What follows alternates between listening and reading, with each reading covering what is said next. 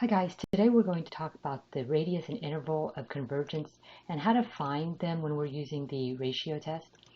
An infinite series in your notes, it says that an infinite series is an example of something that looks like this. You have the summation of 5 raised to the n over n factorial.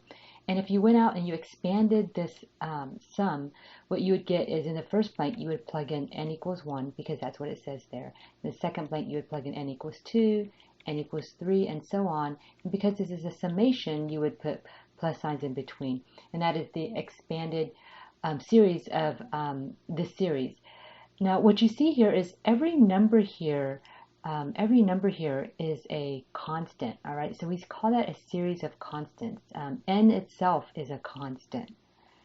Today we're going to talk about power series, and what a power series is now it's a series, but it has x's in them. All right, and power series look like this sort of format.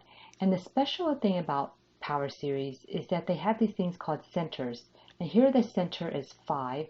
The generic way to write a power series is down here, and you can see the center is denoted by the letter C here.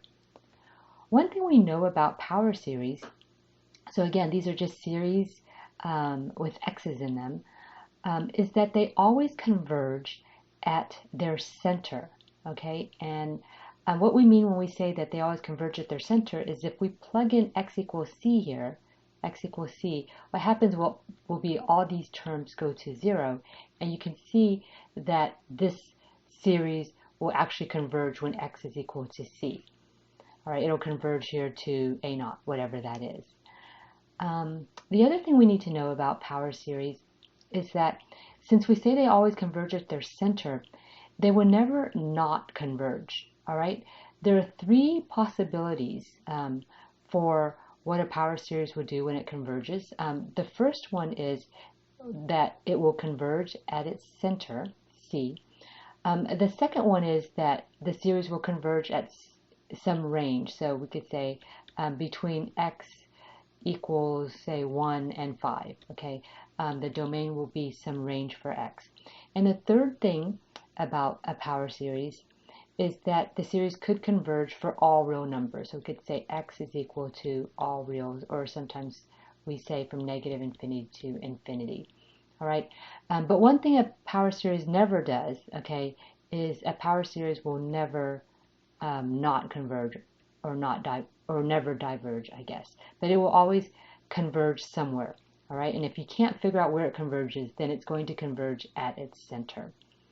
All right, when we talk about centers and intervals of convergence, there's also another word called the radius of convergence. Okay, and all that is if you know where the center is, let's say our center is 5. Okay, the radius of convergence is how far the domain converges out from 5. So if this were 7, this convergence is always symmetrical. So if this is a center and you converge between some number and 7, then this radius would be equal to 2. So that means this radius must be equal to 2. So therefore, this endpoint here would be 3. All right. So you don't have to use the ratio test to find the interval of convergence. It depends on what type of series it is. If it's a geometric series, you can use the convergence for geometric series to figure out the interval of convergence. If it's a p series, we know that a p series always converges when p is greater than 1. But today we're going to talk about using the ratio test to figure out where the intervals converge at. Okay, so let's just review ratio tests very quickly. When we talked about ratio tests before, we said that to use the ratio test, usually it looks like some kind of powers to the n with n factorials or something very complicated. And if we take the ratio of a to an plus 1 over an, take the absolute value of the limit as n goes to infinity. If we get a number less than 1, then what we say is this implies that the series will converge. And if we do the same thing and get a number greater than 1, then this implies that the series will diverge. And the ratio test doesn't tell us anything if we get an answer of 1. So if we get an answer of 1, it says, hey, do another test. All right, so getting an answer of 1 with the ratio test doesn't tell us anything, but getting less than 1 or greater than 1 does. And infinity counts as greater than 1. So if we get an answer of infinity, then that would be greater than 1, and therefore we said the ratio, by the ratio test, the series would actually diverge. Okay? All right, so let's look at this problem here. This is a pretty easy example. We want to know if this series converges or diverges. And we could use, I think, here the alternating series test. But just to show you that we could use a ratio test, and also a lot of times there are many different tests you can do. I'm going to go ahead and use the ratio test with this. And what the ratio test says is everywhere there's an n, I'm going to replace it with n plus 1. Okay, so then I'm going to do the ratio of a n plus 1 over a n, take the absolute value of that, and take the limit as n goes to infinity. Okay, so here I am. I'm going to take negative 1, and n is going to change to n plus 1. So that's n plus 1 plus 1 over n plus 1. Every n changes to n plus 1 times 2 to the n plus 1. Then I take this a n plus 1. All right, so that's what I've really found right here. And I divide this by an. And so this is my an here, my problem. So this would be negative 1 n plus 1 over n to n. I take the absolute value of this and the limit as n goes to infinity. I want to find the answer to this. If this answer is less than 1, then this series will converge.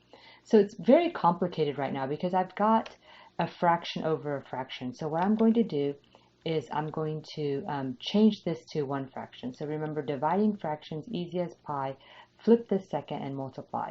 So this will be n plus 1 times, and let me just take the liberty of changing this to 2n times 2 to the first power, right? That's the same thing as 2n plus 1. And then I'm going to multiply that by, remember, flip this fraction here. So dividing fraction, easy as pie, flip the second, and I'm going to multiply. All right, I'm going to take the absolute value of that. And right here, a lot of things will cancel out. So let's see what cancels out. The 2n's are going to cancel out.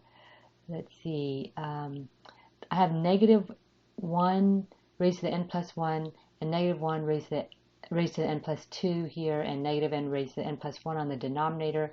So that's really negative 1 raised to the n plus 2 minus n minus 1. Oops, minus n plus 1. So what I get there is 2 minus 1. So I'll just get negative 1 to the 1 left over. And what else? I think that's what I have. So let me recopy what I have. I have the limit as n goes to infinity of negative 1 raised to the first power over 2 times n over n plus 1. This is an absolute value. All right. Now what I can do with this negative 1/2 is I can pull it out like a scalar. So this is equal to the absolute value of negative 1/2 times the limit as n goes to infinity of n over n plus 1. This value right here is really 1, and the absolute value of negative 1/2 is 1/2. Yes, I did that right. So then I compare this with 1, so this would be less than 1.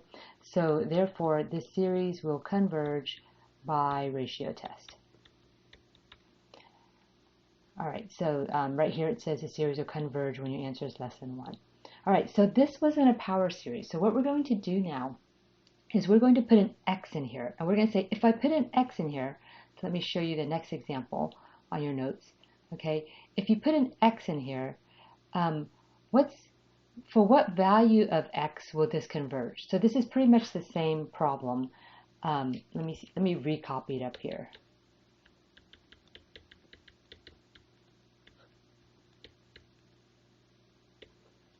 All right, so this is pretty much the same problem here. The only difference is now I've got this x minus 5 to the n component here. And really, this would actually be exactly the same thing if my x were 6, right? Okay, so all I'm going to do now is I'm going to say what x values will cause this series to converge. And I know that this converges when x is 6, but could x possibly have any other value? And what would those values be? So to do that, we use the ratio test for this um, summation right here. So let's see what that looks like. So what I'm going to do is I'm going to use a ratio test to find the interval of convergence for this series. And what I do is I use the ratio test. So remember what the ratio test is. It's taking the limit as n goes to infinity of a to the n plus 1 over a to the n. Okay, and if I want this to converge, I'm going to force that to be less than 1. And any x's where this is true, this will be where the series will converge. All right, so let's go ahead and do that. So I'll do negative 1 to the n plus 1 times x minus 5 to the n plus 1 over n plus 1 to n plus 1. And then I'm going to multiply, well, I'll divide this by, this is the an plus 1. I'm going to divide this by the an.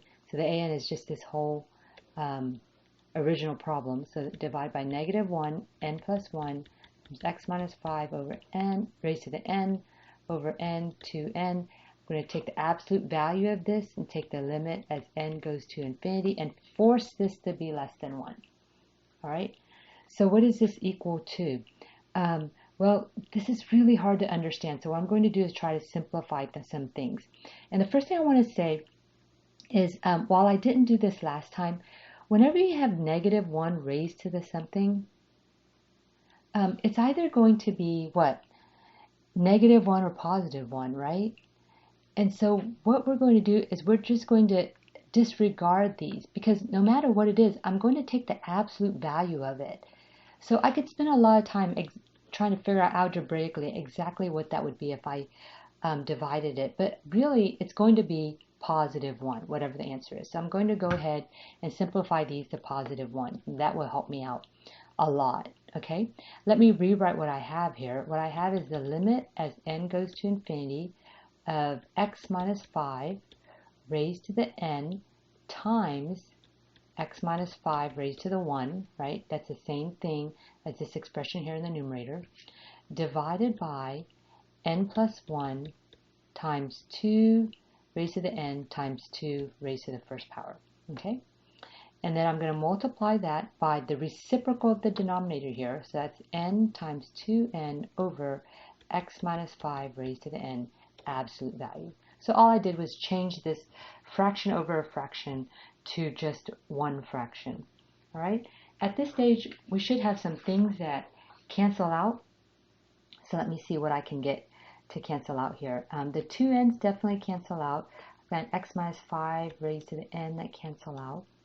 And I think that's about it. So let me recopy what I have. I have the limit as n goes to infinity of x minus 5 over 2 times n over n plus 1. I'm combining my n's together because I know it'll be useful to me.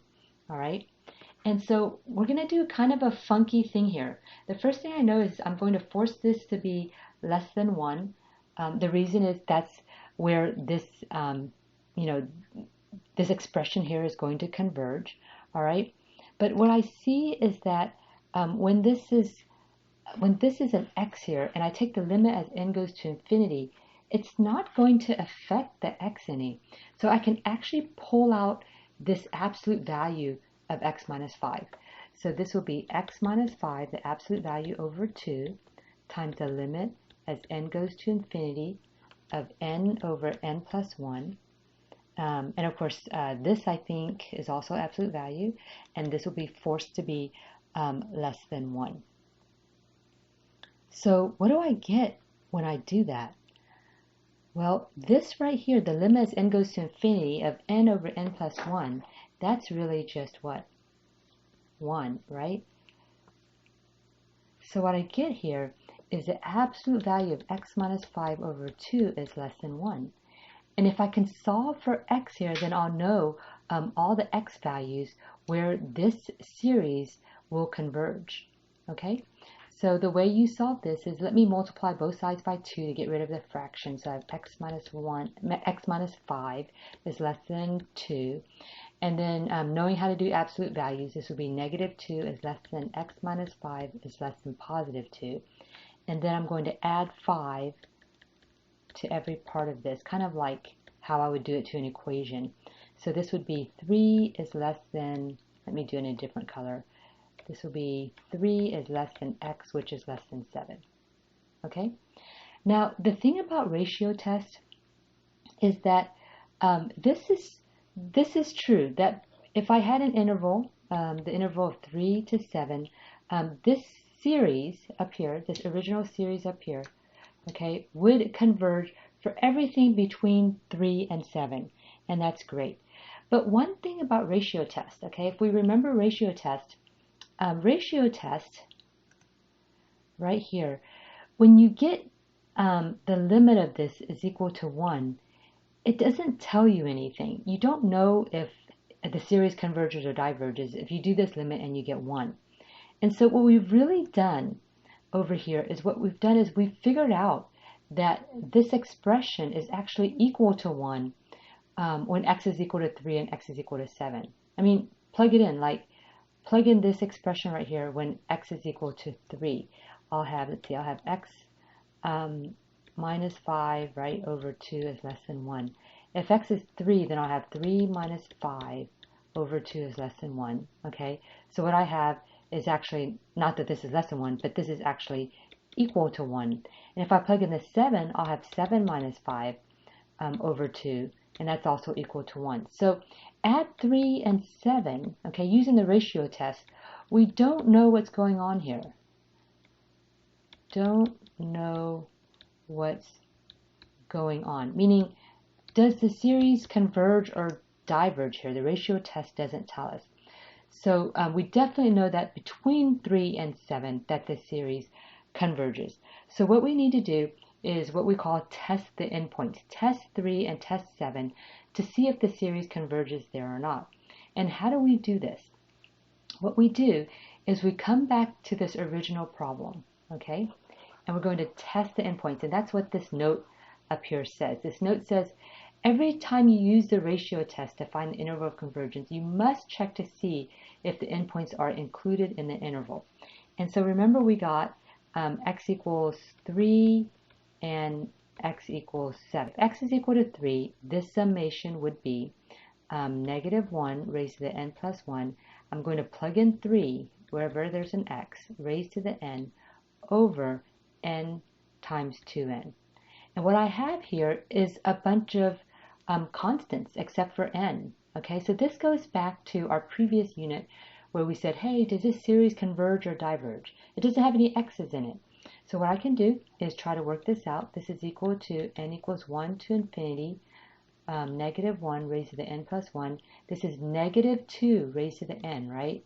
So this actually here is negative 2 raised to the n. And what is negative 2 raised to the n? Isn't that the same thing as negative 1 times 2 raised to the n? All over n times 2n. Okay?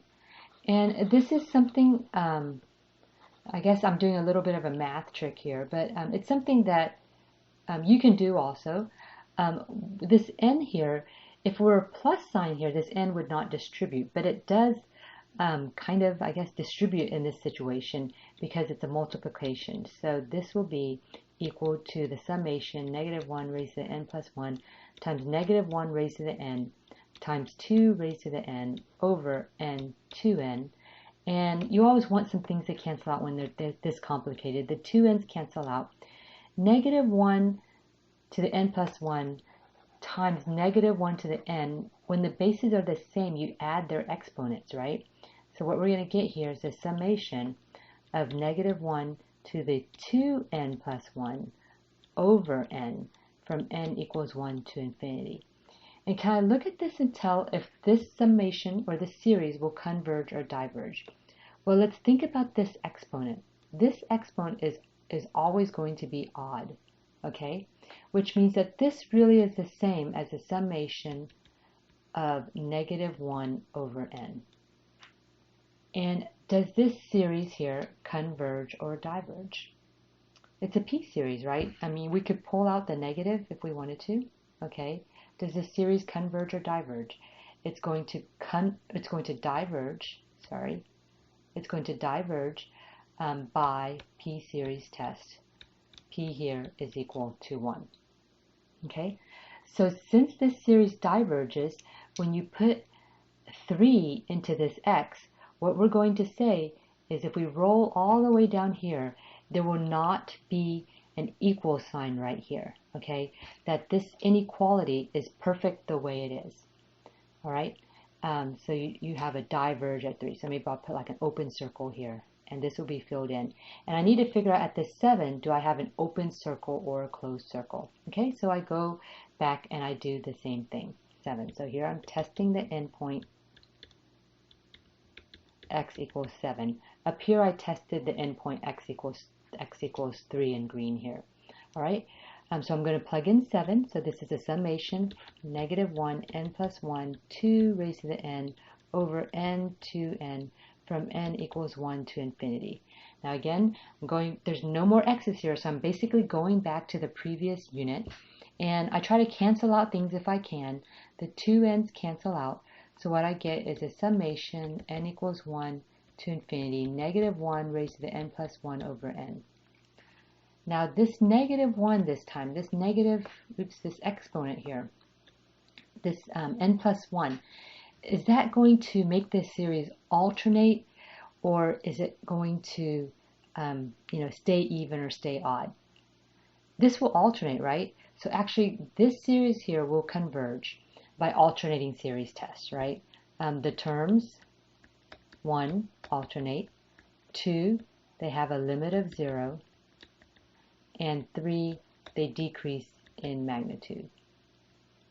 So therefore, this series will converge by alternating series test.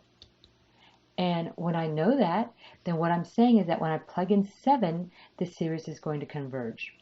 So what does that mean the answer for the interval of convergence is? It'll actually be a filled in circle right here at the 7, right? So you'll put in an equal sign right there, and there is the interval of convergence. Besides the interval of convergence, we also need to know how to find the center. All right, so the center is just the average number between here. Okay, so 7 plus 3 is 10, so the middle number is going to be 5. You can also come up to the top and check your center. Does it make sense that the center here is 5? Yeah, it totally does. Okay, and then the other thing we need to know is how to find the radius, and the radius is how much you go out symmetrically from the center. And so this radius here is going to be 2, and you can see that the radius is 2 on both sides. All right, so the interval of convergence here was actually an interval. Remember, there were 3 options. It could have been just at the center, so x could have been 5 for this problem, which it wasn't. It could have been an interval, which it was, or it could be that x is equal to all reals, okay, negative infinity to infinity. Actually, before we go too far, I just want to remind you that if you get an interval, okay, then you must test the endpoints if you do a ratio test. All right, else you only get partial credit for this answer.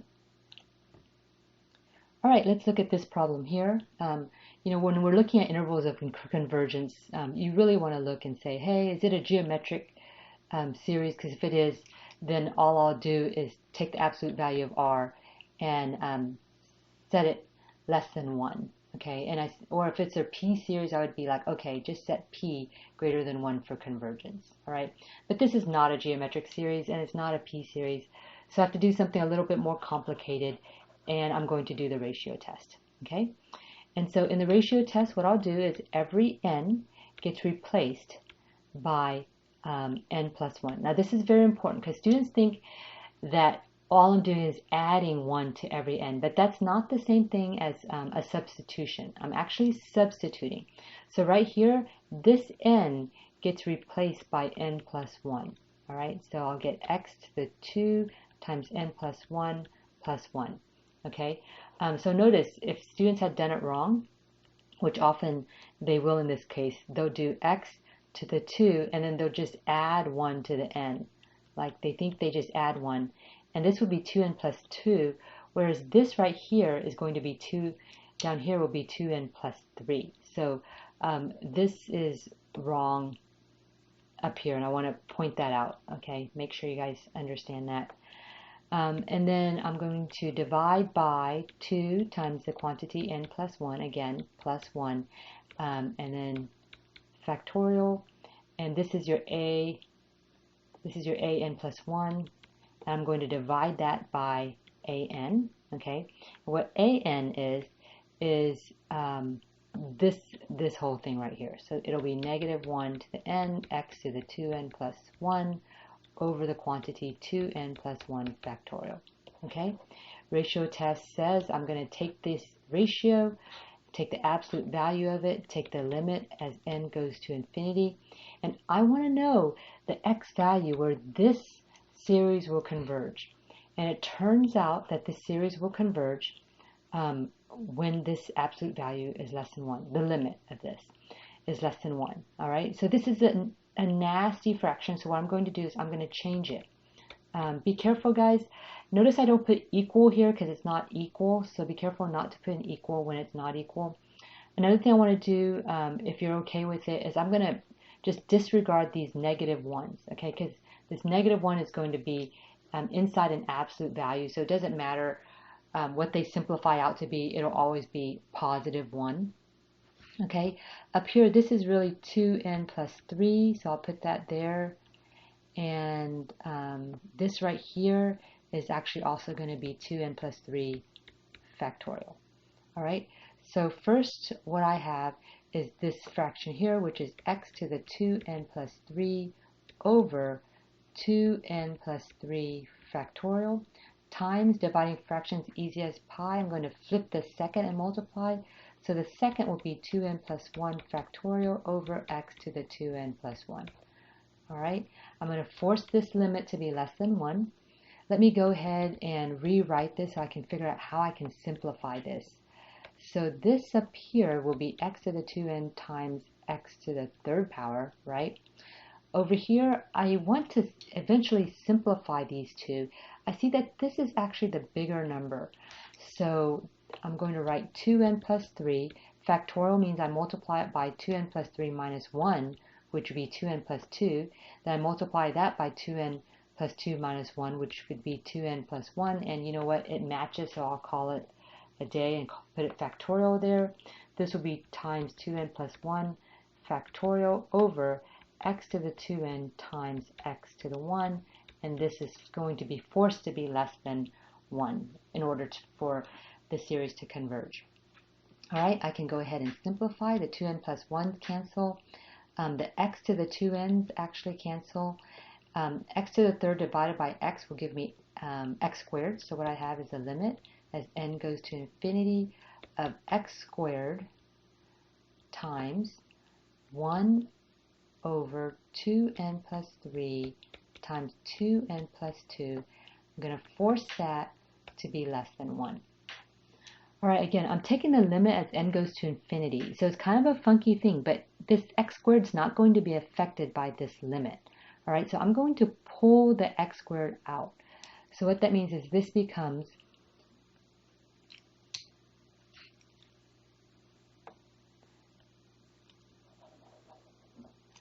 the absolute value of x squared times the limit as n goes to infinity of 1 over 2n plus 3 times 2n plus 2.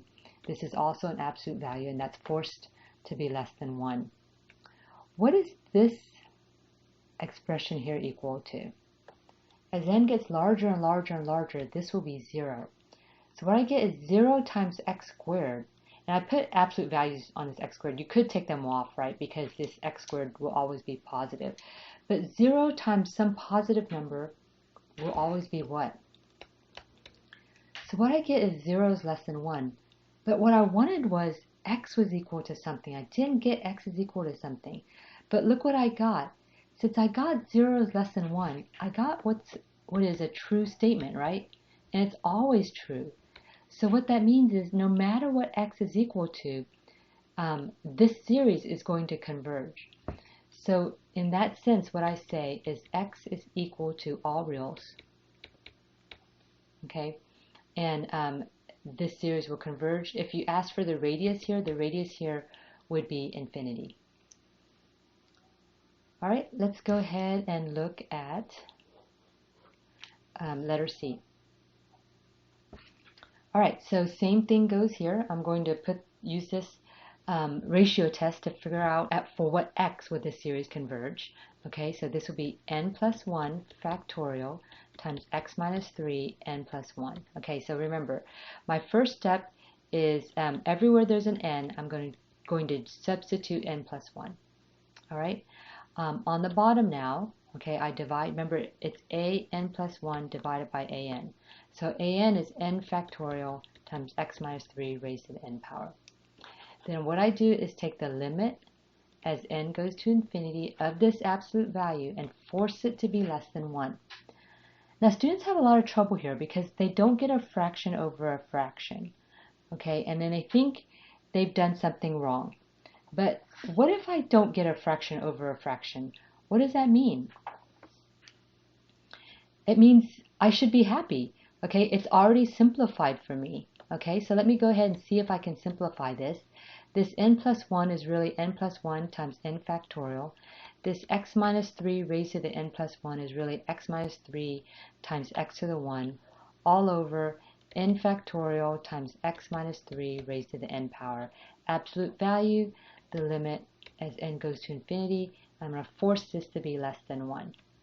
Let's look at what cancels out. Remember, it doesn't disappear, it really cancels out to 1.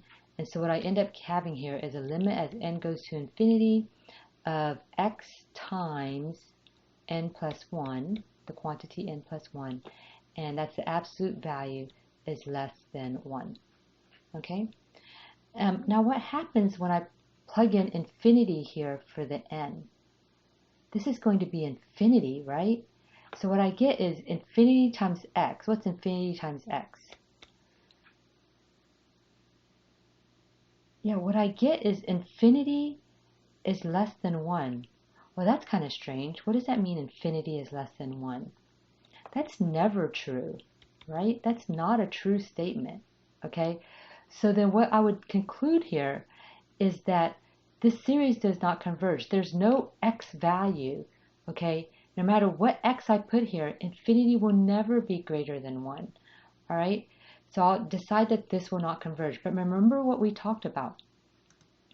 Okay, before we talked about this, we said that there are actually only 3 choices here. Okay, the 3 choices, okay, for a power series is that the series will converge at the center, the series will converge at some sort of range or domain, and the series will converge for all real numbers. So if the series doesn't converge, then it will converge at the center. Okay, so the answer is not that the series doesn't converge, okay, but the answer is that, the series will converge at the center. So where's the center of this problem? It's 3, right? So we're going to say x is equal to 3, okay? And what that means is if I plug in 3 here, okay, I know the series will converge because of the way that power series are expanded and built. Okay? Now, if x is 3 here, let's think about this number line. What I have is a number 3 here and just a dot here. What would the radius be here? 0. Okay, let's look at this problem here. It says that suppose we have this power series right here, and it converges if x is negative 8, and it diverges if x is equal to 6. Tell me whether each of these statements must be true, cannot be true, or may be true. and explain your reasoning. I'm actually not going to explain the reasoning here except for verbally. I won't write down anything. All right, so let's look at this problem first. What is the center of this power series here? What is the center? Let's think about the number line. And where is the center on this number line? It's -3, right? Because remember, the center is usually denoted by x minus c, the c here. So this will be a -3. So the center is -3. We know that this power series converges if x is -8. So let me just go ahead and put a -8 here, and diverges if x is 6. So let me put a 6 there. All right, so I'm going to put in green all the places where we know the series will converge. So we know the series converges at the center for sure. We know the series converges if x is -8. So what we know then is from the center going to -8, the series is going to converge, right? Because that's like a radius coming out from the center and converges at -8. All right. We also know that this series diverges if x is equal to 6. So at 6, we know that the series diverges, okay? So what we also know is that from 6 and on, this series is going to diverge, all right? And if we look at symmetry, the distance between -8 and -3 is what? 5, right? So if we go 5 to the right, where will we be here on the right side? -3 plus 5 is 2, right? So what we also know is because of symmetry, we're going to have convergence here also. We don't know exactly what's going to happen at the 2, all right? But we do know this series will converge up to the 2, all right? And then also because of symmetry, since some 6 and outward from the radius, this series will diverge, then we also know that if we go the same distance, so think about what that distance is. What's the distance between -3 and 6? 9, right? So if we went 9 to the left, all right, where would we be? 9 plus 3, so you go 9 this way. 9 plus 3 is 12, right? So we'll be at -12, okay? So because of symmetry, we also know that we're going to diverge going this way. Now, we don't know exactly what's going to happen at -12. We don't know exactly what's going to happen at 6, but we know outward, well, actually, we know it diverges at 6, okay? So definitely open circle at 6. But we know outward from 6, it diverges. We don't know what's happening at 12, but we know outward from 12, this series will diverge, and just because of symmetry. All right, let's go ahead and answer the questions. The power series converges if x is equal to -10. All right, so if x is equal to -10, where will that be? About right here, right? So at -10, do we converge or diverge, or do we not know? We don't know, so I'm going to put here may be true. We might converge at -10, we might diverge, we don't know. All right, what about at x equals 1? Does the series converge? Well, where is x equals 1? X equals 1 is, I don't know, somewhere here, right? Yes, we're in the green there, so yes, the series must diverge. Or, all right, what about at x equals 2? Right here at x equals 2, do we know if our series converges or diverges? We don't know what's happening. So does the series converge? It may not. We don't know. All right, what about the power series at x equals -9? Does it diverge or converge? Where is -9? Somewhere right here, right? We still don't know what's going on. So again, that's going to be a maybe. Letter E says the power series diverges if x is -13. Where is -13? It's right there. And we know that the series would diverge here at x equals -13. So therefore, we say must. All right, good luck on your homework.